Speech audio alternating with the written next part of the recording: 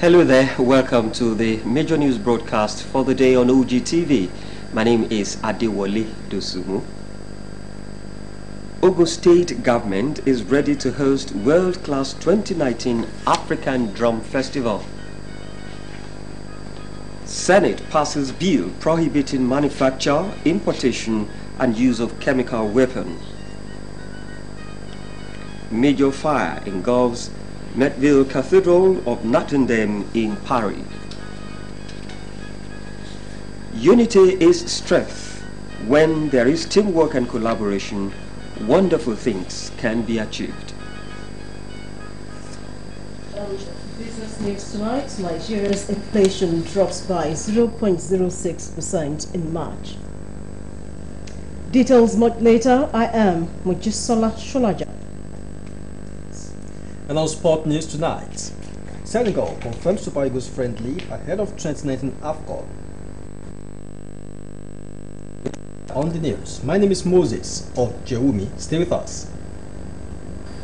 The details. Governor Ibikole Amosu of Ogun State addressed a World Press Conference ahead of the 2019 African Drum Festival, which has as its theme, Drumming the Future. Governor Amosu says the event, which will happen between the 25th and 27th of April 2019, is expected to be a wonderful event. Governor's office correspondent Bumi Adigo reports that the press conference was held at the banquet hall, Metro's Residences, Ibara GRA, Abeokuta. His report.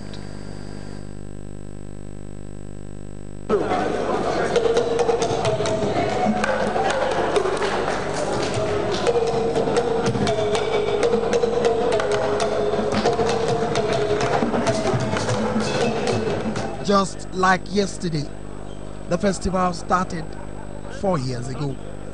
This year's event, being the last for the Senator Ibikole Amosu-led administration, is expected to be the best.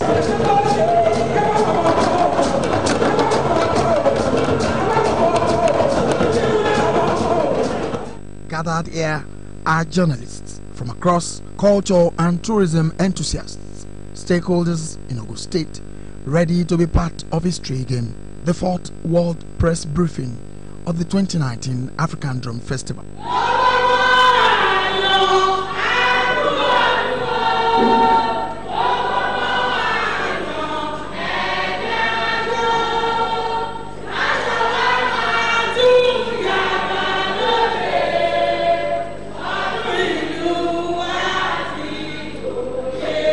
The process of the event is not new to the people seated in this hall, as they lauded the initiative and sustenance of the festival, but asked government never to let the initiative die. People have asked me that, so what is it in this African Drum Festival and you are putting all this seriousness to it? Particularly, we have about a month to go by the time we have the African Drum Festival, and I tell them that this is who we are as a people. We are Ogun State, and this is what we call Ogun Standard. Ogun Standard will not just be Ogun Standard in what we do, in maybe science rendering, in probably how we execute our contracts, in how determined we are when we set forth for anything that we want to do, and clearly using our drum to reawaken all of us that this is a potent tool that can develop us culturally, that can even enhance positively our tourism potential and sector. Governor Ibikole Amosu, while addressing the press, says this year event will be an improvement on what happened last year. But I have good news for us. This year will be bigger and better. Governor Amosu speaks further that the amphitheater at the ongoing Abeokuta New City Center will host the event, and also the event is expected to showcase participating states' rich cultural backgrounds. Let me warmly welcome the entire world and invite them and draw their attention to, because we are going to have a breathtaking experience that indeed it will be a collector's, when you have something that says a collector's item, what we are going to have this very last one will be such that people, several years, they will remember that once upon a time in the year of our Lord, 2019, between April 25th and 27th, that something happened. Some what I call earth-shaking African Drum Festival. No, 21 African countries, 23 troops, 71 independent participants will feature. Ogtv News. The vision of African Drum Festival in Ogun State has not only placed the state on high cultural pedestal, but has also brought many nations together through sharing of different cultural heritage in sights and sounds. Chairman 2019 African Drum Festival Local Organizing Committee and Deputy Governor of Ogun State, Chief Mrs. Yetunde Ononuga, stated this during a World Press Conference held at Mitrus Residences, Ibara Abeokuta. Peter Falomo reports. From 21 African work groups will be inaugurated. Miles starts and end with a step. Orientation course for the 2019 Batch A core members that commenced on the 27th of March 2019 has finally come to an end. The major reason for the orientation exercise is to prepare the youths mentally and physically for the task ahead during and after their service year. In a few moments from now, you shall be given letters of posting to your places of primary assignment within the state. I expect you to take your posting in good faith and brace up to the challenges of nation building. Ogun State Governor Senator Ibikunle Amosun, who was represented by the Permanent Secretary in the Governor's Office, Mr. Abuaba Iskil, urges the core members to exploit ways of contributing their quota to the social-economic development of the state. I am going to continue to develop yourself in this area by acquiring further knowledge and without affecting your place of primary assignment. Your self-development in any chosen area will have positive effect on you and have a bounce-back effect on the development of the nation in a whole, as a whole.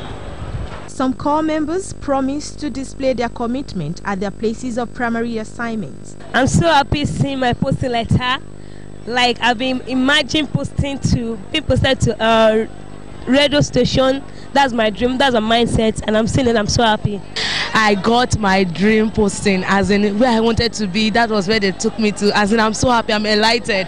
As in, I don't even know what to say right now. Having gone through an intensive orientation in the past 3 weeks, these youths are ready to commence the next phase of their national service. Adebola Oshomuji, Ogtv News. The National Youth Service Corps (NYSC) scheme was primarily established to inculcate in Nigerian youths the spirit of selfless service to community and to emphasize the spirit of oneness and brotherhood of all Nigerians, irrespective of culture or social background. Considering the terrorist attack in the northern part of the country, our reporter Kola Waliosho sought the opinion of some Nigerians on whether the scheme should continue to be mandatory or optional. Details of the report are in this package. The history of Nigeria since independence has clearly indicated the need for unity among the people, which has clearly been demonstrated that no cultural or geographical entity can exist in isolation. This informed the reason for the establishment of the National Youth Service Corps (NYSC) scheme.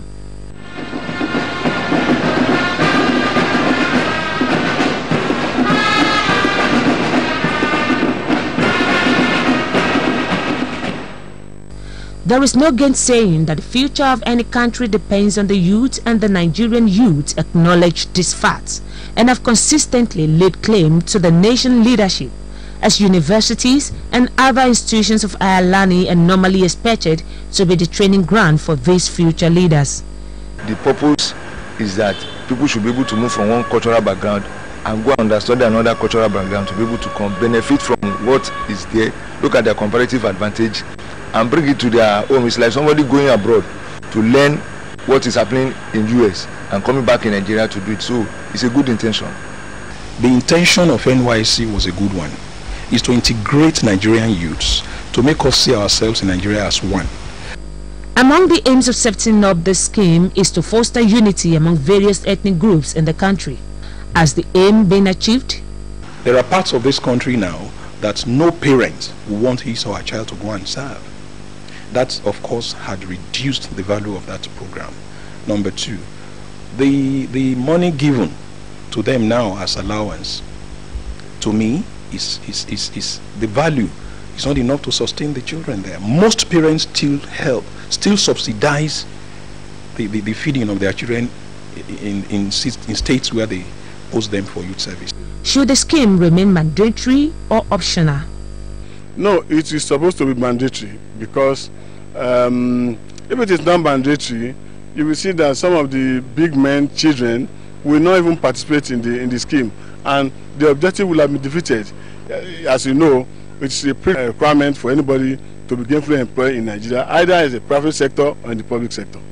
If NYSC scheme should continue, let the children have freedom to choose where they want to serve. If government wants it to be the way it used to be, there are a lot of things they need to reconsider, reappraise and readjust. Nigerians also oppose making eligible graduates serve in their respective region. Well, I will not subscribe to the idea of putting it as a regional affair. No, let it continue. If we have been able to manage it successfully for that long period of time, for 47 years at least, we should be sustained. They are of the opinion that making the scheme optional would definitely defeat the purpose of its establishment.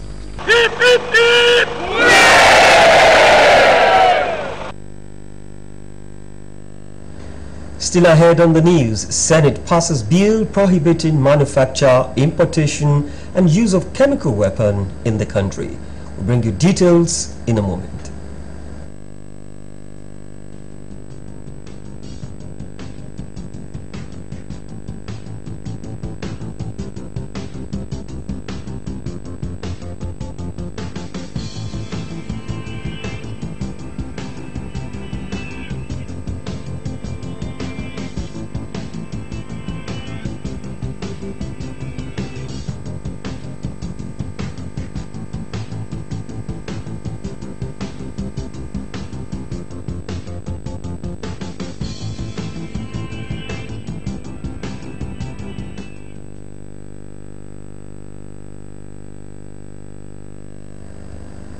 Nice to have you back. The Ogun State Internal Revenue Service, IRS, has generated a total of 7.77 billion naira in the first quarter of the year 2019. The Chairman, State Internal Revenue Service, Adekunle Adeosun, stated this at the presentation of budget performance of the agency at the ongoing budget appraisal exercise for ministries, departments and agencies before members of the State House of Assembly on Finance and Appropriation at the Assembly Complex, Okemoso, Abeokuta. Correspondent Kunle Ibikunle's report is presented in this package. In his presentation at the ongoing budget appraisal at the Assembly Complex, the Chairman, State Internal Revenue Service, Mr. Adekunle Adeosun, who was represented by the Director of Administration and Supplies, Mr. Daunsi Ogunleye, explains that the revenue is generated from taxes and other licenses, promising that concerted efforts will be put in place to shore up tax revenue in the subsequent quarters. The performance of the revenue has been low, primarily because this is an election year.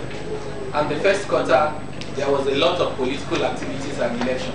So there was a lull in economic activities, and we avoided going on enforcement and some other things that we could have done. What we did in the first quarter was just sensitization, trying to enlighten people, because during this time we tried as much as possible to avoid creating anxiety among the citizens. But we believe that with the elections over now, economic activities will pick up and the revenue will go back to where it is. Also, the state ministries of finance, budget and planning, office of the governor, which includes the state liaison offices, bureau of protocol and ceremonial, government house and general services, political affairs and administration, as well as office of accountant general, had their budget performance appraised by the lawmakers. In another development, Ogun State House of Assembly has appealed to various unions and management of the Taya Sholari College of Education to maintain peace, as the Assembly has intervened to resolve the disagreement between the management and staff of the institution. The chairman, House Committee on Education, Science and Technology, Honorable Olaiwola Ojodu, made the appeal with stakeholders on the state of affairs of the institution at the Assembly complex. Notable among government policies is the issue of subsidy, which is the cost paid by the federal government to reduce the cost of refining petroleum products. Fuel subsidy has been a recurring issue in the nation, and the recent was the advice from Christine Lagarde, the managing director of the International Monetary Fund (IMF), to remove fuel subsidy. This special report, packaged by Charity James, seeks opinions of Nigerians on the effect of subsidy removal to the nation's economy. Her reports. According to the World Bank report, Nigeria spent 623.16 billion to subsidize petrol consumption in 2018. Also, the managing director of the International Monetary Fund (IMF), Christine Lagarde, said Nigeria and other countries have spent $5.2 trillion on fuel subsidies since 2015. At the World Bank IMF spring meetings in Washington, D.C. recently, with the Nigerian Minister of Finance, financial experts in attendance, Nigeria was advised to remove fuel subsidy and deploy savings from the scheme to fix infrastructure. IMF, they have their reasons for saying that, but they've been removing subsidy in Nigeria. They've been removing, but at the end of the day, we don't feel it. We don't feel the benefit of the removal of subsidy. This advice came to Nigerians as too sudden, resulting to some panic buying in some ways and none of them. Increase everything. How strange they will increase it. Are they sure that if they remove this fuel will not increase? If the fuel price is increased, it will affect everything in Nigeria. That is the real fact. If there is light now, there are some factories that are using this fuel to manage their business. If they remove the fuel subsidy, they will add to the price of their product. If they remove the fuel subsidy, I think the masses are going to benefit a lot from it. But the problem we have is our leaders. If they remove the subsidy now, worry about the money. Where will it go to? At the end of the day, the masses will not benefit from the removal at the end of the day. But now I think they should leave it as it is now. To oil marketers, subsidy removal is necessary to make fuel readily available, as diesel and some other petroleum products are subsidy free. Subsidy has been removed from diesel, from kerosene for some years ago. Unless the management of subsidy is transparent, for now there's no transparency, and it's all over the world. Nigeria is not the only country paying subsidy. In some other countries too, the advanced countries, they pay subsidy either on agricultural products. Orientation Agency NOA Ogun State has celebrated two of its members, Elder Wale Idu, a deputy director, and Mr. Olamile Kotewe on their retirement from active service. At the occasion, a renewed call was made for civil servants to start preparing for their retirement as early as possible. Idu Fabaju has the details.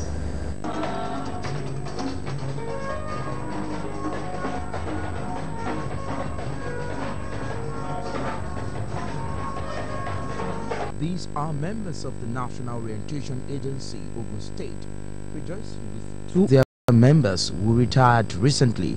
It was testimonies about the celebrants. I go to Noah. The very first person I work with is Mr. Walido. It's a very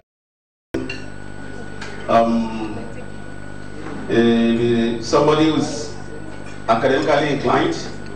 I know if Mr. Waledo had not gone to the Polytechnic, today will be a PhD holder. Business promotion. I just want to appreciate God and thank God for sparing my life, especially for even making. Of Moshood Abiola Polytechnic, Abeokuta, Dr. Adiola Odedino.